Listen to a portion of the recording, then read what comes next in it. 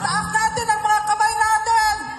Ipakita natin ang iron fist ni Rodrigo Roa Duterte. Nakahapon, ikaw ang mataahon. Sa piling mo, di ko mawawala ang korupsyon.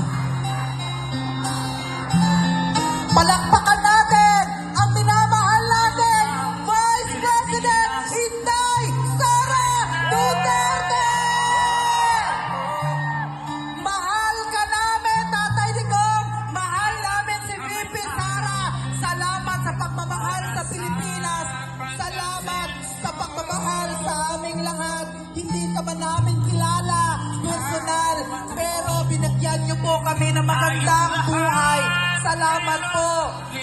Mahal ka po namin, Rodrigo Roa Duterte!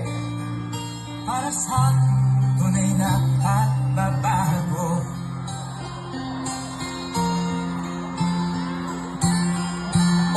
Upuan po natin please para makita po tayo ang...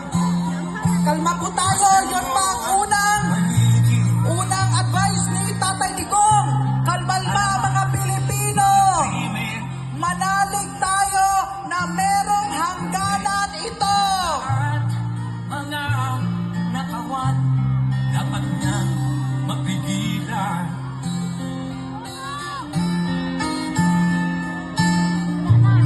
Tayo na, Pilipinas, tayo na bago.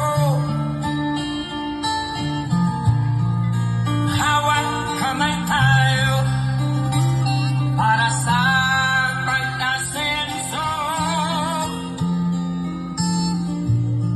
Ikaw at ako, Itaas natin ang ating mga kamay! Ipakita natin ang suporta, ang iron fist ni Rodrigo Roa Duterte!